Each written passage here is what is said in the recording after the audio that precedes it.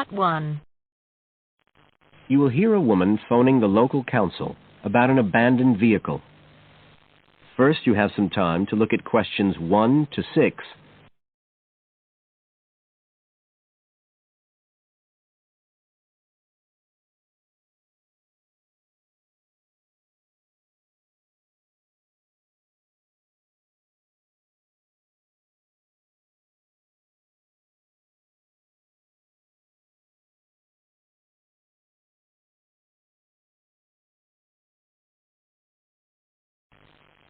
Now we shall begin.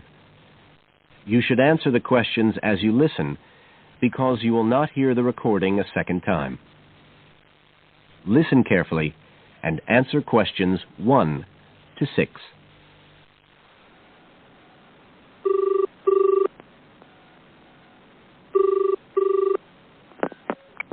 Environmental Health Department, Paul speaking. Oh, hello. I wanted to report a vehicle that's been left parked near where I live. I think it's been abandoned. I wondered if the council could arrange to get it towed away. Have I got through to the right department? Yes, you have. If I could just take a few details. Your name, please? Mrs. Shepherd. Thank you. It's not my vehicle, though. I just thought someone ought to report it. No, that's fine. What I need to do is take some details first, then we can decide what to do about the problem. Oh, I see. So the next thing I need to know is your address. Right, it's 41 Lower Green Street, Yes? Barrowdale. And the postcode's WH4 5JP. Fine. And if I could just ask for a telephone number. It's 01778 552387. I'm out quite a lot, but you can just leave a message on the answer phone if you need to. Or I could give you my mobile number. That's all right, don't worry. Now, could you tell me a little more about this vehicle? You say it's been abandoned. Well, it certainly looks like it. Can you give me an idea of where it is? Yes, it's near the main road that goes through Barrowdale. Is that the A69? Yes, that's right. Now, there's a primary school just towards the end of the village, and then next to that, next to the children's playground, there's a field, and it's in there. Oh. I wonder how it got in there. Well, there's a gate to allow farm machinery in and out. I thought something ought to be done about it. The children from the school might start playing in the vehicle and lock themselves in or something. Yes. You were quite right to report it. And what type of vehicle are we talking about here? It's a van, actually. You know, the sort with just a couple of little windows at the back. Right. You don't happen to know the make and model, do you? Oh, yes. I went and had a look and got all the details. I thought you might need them. I'm surprised the school hasn't contacted you about it. Anyway, I wrote the details down. Right. It's a Catala, and the model's a Flyer 2000. Is that Flyer? That's right. Very good. And the colour? Well, it's not all that easy to see because it's absolutely filthy. And actually, it looks as if it's had a paint job at some stage. It's blue, but you can just see white underneath where it's been scratched. Right. Well, I'll just make a note of the present colour. And if you could just tell me the vehicle number. Did you make a note of that? Oh, yes. It's S322GEC. Okay. Before you hear the rest of the conversation, you have some time to look at questions 7 to 10.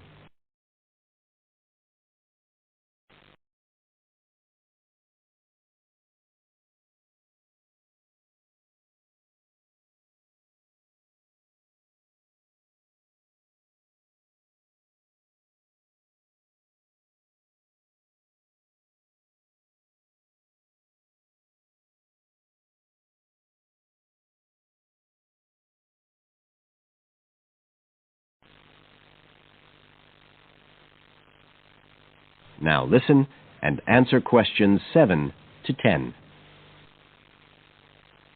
And it sounds as if the general condition of the vehicle isn't too good, from what you say. No, it's pretty poor. It wouldn't be drivable. It's got a flat tyre and there's a crack in the windscreen. I reckon someone just wanted to get rid of it. That's usually the way. It's been there for nearly a week. No, it must be 8 days. I remember it was a Sunday morning when I noticed it. It wasn't there the day before. I walk past it most days on the way to the shops. I'd have thought the school would have reported it. Does the field actually belong to the school? No, it's part of Hill Farm Estate. Right. I'll just make a note of that. And I don't suppose you have any information about who might own the vehicle? No, I've no idea. So what will you do now? Well, we'll come and have a look and see if we can trace the owner. And if we can't, the vehicle will be removed as rapidly as the law permits. It could be anything up to 20 days. One thing I should say, I'm quite sure this doesn't belong to anyone round here. I'd definitely recognize it if it was from someone who lived here. So you don't think it was anyone local? Right. I'd say at a guess we're looking at a stolen vehicle here. I did wonder if it might have been. You hear such a lot about car thieves nowadays. Well, we certainly will be looking into that possibility. Anyway, thank you for contacting us, Mrs. Shefford, and we'll keep you informed of what happens. Right. Thank you very much. Goodbye. Goodbye.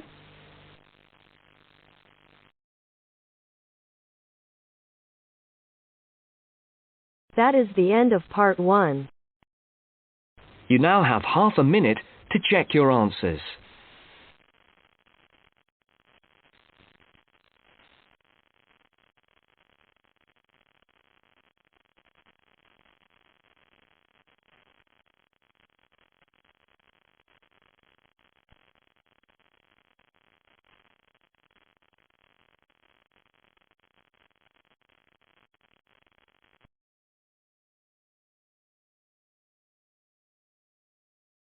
Now turn to part 2.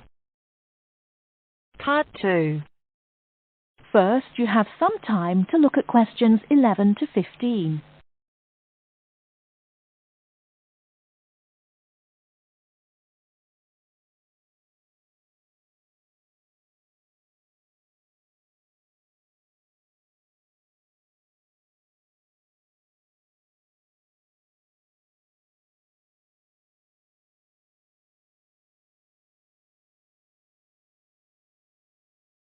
Now, listen carefully and answer questions 11 to 15. Starting at the beginning, you can see the on-off switch just beneath the two lights. Having turned the machine on, these lights now become very important.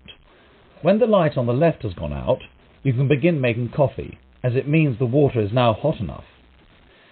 Next to that is the water level light. If this is illuminated, it means the machine does not have enough water. It is essential that you turn the machine off and add more water the moment this light comes on. Otherwise you could damage the heating element. Once you have checked that both the heater light and the water level light are off, make sure the filter holder, that's the part with the handle just under the control panel, is in place. Once you have your cups ready, it is time to press the coffee delivery switch. That's the button just above the filter holder beside the boiler meter. Remember to take a quick look at the meter as it tells you the exact temperature of the water. On both the left and right hand side of the machine, on the same level as the filter holder, you can see the steam pipes used for heating milk. These steam taps need to be cleaned regularly to avoid blocking.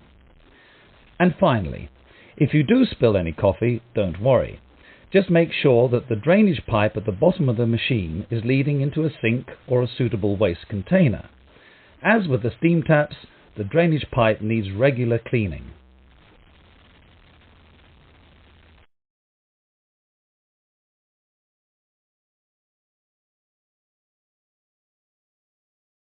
Before you hear the rest of the talk, you have some time to look at questions 16 to 20.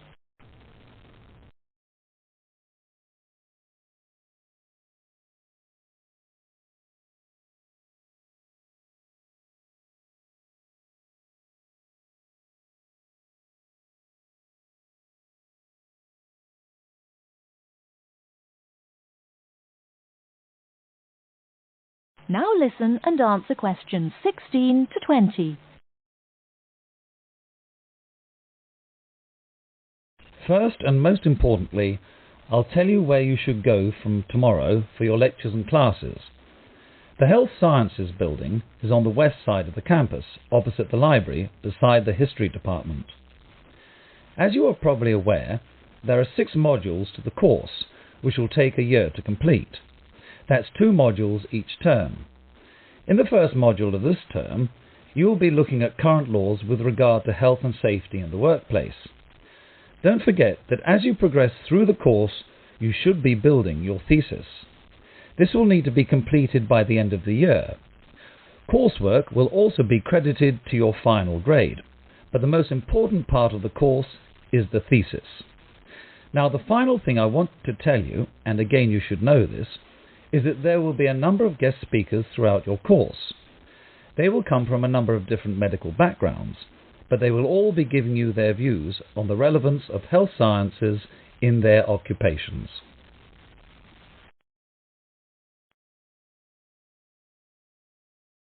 That is the end of part 2. You now have half a minute to check your answers.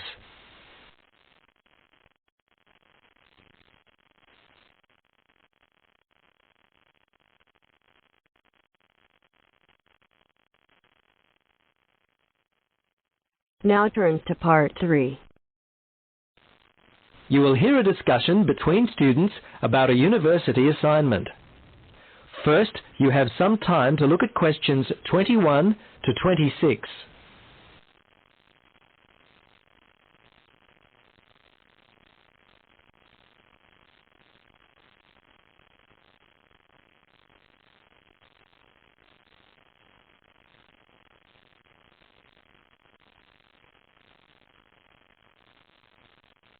Now listen carefully and answer questions 21 to 26. Well, as you know, we have to plan and conduct a survey. How should we organise this? Well, I think we should divide up the task and then assign them to people who want to do them. I think that's a good idea. I don't want to talk to people. Seriously, if we divide up the tasks, no one will feel as though they're doing all the work. Even distribution, it's fair. I've done it this way before, and it's always worked out quite well. Yes, I agree, but what if some tasks are longer than others? Then it doesn't seem fair. Well, then we have to make sure we divide the tasks up according to time estimates. Some tasks may take longer, for example, the interview stage, and others shorter, like perhaps the layout of the survey form. Okay then, Carol. That sounds like a great idea. I seem to recall reading somewhere in our lecture notes that dividing up tasks was highly recommended for group work, so I feel good about what we're doing. Okay then, what are the tasks and who wants to do them? Well, at the moment, I'm studying layout and design, so if nobody has any objections, I'd like to work out the design of the survey. I'll have this finished by mid-March, the 23rd to be exact. I've got other assignments to do around that time. That's fine with me. I hate design and layout. What about organising the questions? Someone's going to have to do this. Could I? I promise to be all finished by mid-March. What do you think, Carol? Yes, that all sounds good. I guess someone's going to have to do the questioning. Why don't I conduct the survey?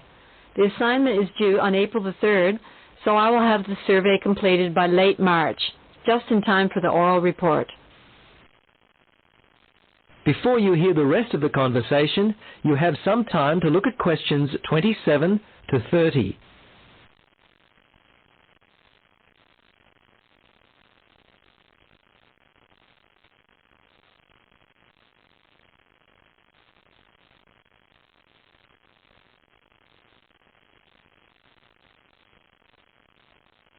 Now listen and answer questions 27 to 30. Yes, about that oral report, does anyone have any notes from last lecture? There were some good ideas about how to give a good oral report. Yes, I happen to have them right here. There were some very helpful suggestions given by Professor Thompson. Should we take a moment to go through them? Yeah. Yes, please. Well, firstly, the report itself is due after the survey has been handed in. I believe our group will be presenting it on the 12th of April. 12th of April? That's the date of my accounting exam. Anyway, Professor Thompson said we mustn't speak longer than 20 minutes, or less than 15. He said when it comes to assigning grades, he will be looking for speakers to maintain eye contact with the audience. In other words, don't just stand up and read the presentation. That's been my problem in the past. I spend all my time looking at my notes and the audience gets bored. Yes, that's right. Another point to remember is to make good use of gestures. Standing there like a robot is also very boring for the class. Another thing to consider is visual aids.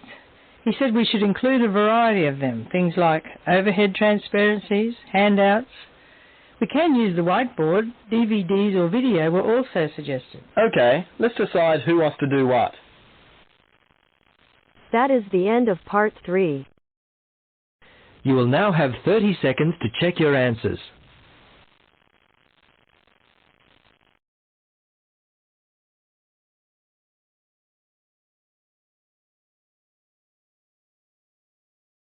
Now turn to part 4.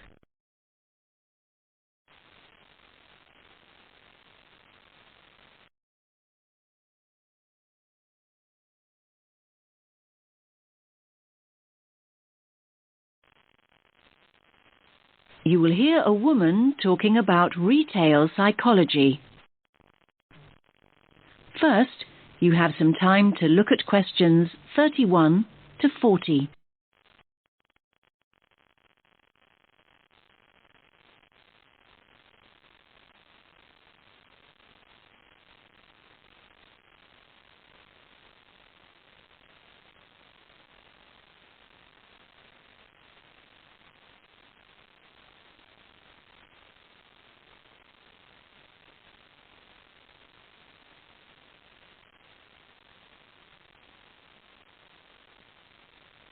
Listen carefully to the talk and answer questions 31 to 40. Hello everyone. Let's get started on the final lecture in our module on retail psychology. Today we're going to focus on supermarket layouts and how retailers display their products to encourage us as customers to spend as much of our money as possible. It's an interesting topic. Now, most of us don't actually realise that the layout is deliberately designed to make us part with our money. But in fact, millions of pounds are spent on research into the psychology of shoppers and what motivates us to buy. So, let's have a look at an actual supermarket layout. Now, here's the entrance to the store, just here. This area immediately around the entrance is what retailers refer to as the decompression zone or the dead zone. This is where the customers recover from the environment outside. And by that I mean this is where they adjust. For example, the place where they might put their keys in their pockets or take off their sunglasses, these kinds of things. So, what do you notice about this area? It's very empty, isn't it? Yes, it's pretty much clear of stock altogether. This area is not designed or used to sell us anything. Basically, the supermarkets never put any merchandise here because they know that no one's ready to buy yet. However, the retailers want their customers to feel comfortable. If they're in a relaxed state of mind, they're much more likely to stay longer and spend money. Now, let's look back at the entrance again. Now, it's interesting, but we know that 3/4 of us look right, not left, when we go into a supermarket. So, 75% of people. This gives the supermarkets a great opportunity to hit us with promotions and offers.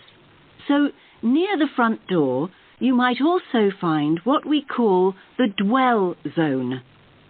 The dwell zone is the area on the right-hand side by the front door where you are encouraged to relax and browse. You will usually find newspapers and flowers here to help you do exactly that.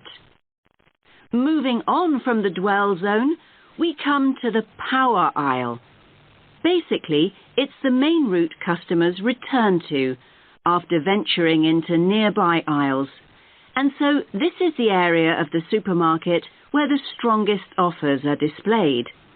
So you might see a sign that reads barbecue time, and you'll see all the items you could possibly need for a barbecue.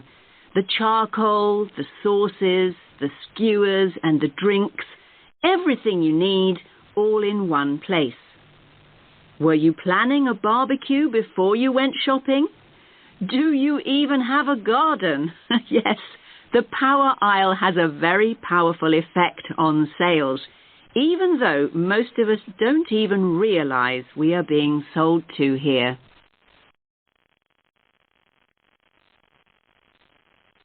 Now, let's think about fruit and vegetables for a moment. They're always located towards the front. Now, why do you think this is? Yes, fruit and vegetables are always at the front because it gives the supermarket a healthy image. And let's think back to flowers and newspapers. We talked about both these items earlier. And yes, they're displayed near the front on the right. Now, they're known as distress goods. Why is that? Well, these are the goods that we often buy in a hurry or on impulse.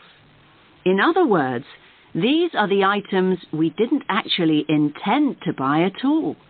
But the supermarkets want us to put them in our trolleys even before we start our proper shopping. Now, what about everyday items like bread or milk or cereals? They're always placed right at the back of the supermarket. Yes, in this area here. Again, this is a deliberate strategy by the supermarkets. Basically, they want us to walk through the whole store to get them in the hope we will buy other things on the way. That's why items like these are often called destination goods. Now, where products are placed on the shelves makes a real difference. We read shelves a bit like we read a book. Our eyes go from left to right. And they want you to focus on the more expensive items, so they place them at eye level. It's often quite hard to spot items like cheap tinned food. Why is that? Well, they're normally placed very low on the shelves. Basically, the supermarkets don't want the cheapest products to be the ones you see first. Finally, let's have a look at the checkout area here. Now, we all know that sweets are deliberately placed within the reach of children at the checkout. But all kinds of things are displayed at checkouts these days. In fact, supermarkets can change what's on offer almost by the hour. It's a quick and easy way for them to rotate their stock. So, if the sun comes out, the checkout is an ideal place to display sunglasses. And if it rains, umbrellas can be placed there instead. Now, does anyone have any questions? That is the end of part 4. You now have half a minute to check your answers.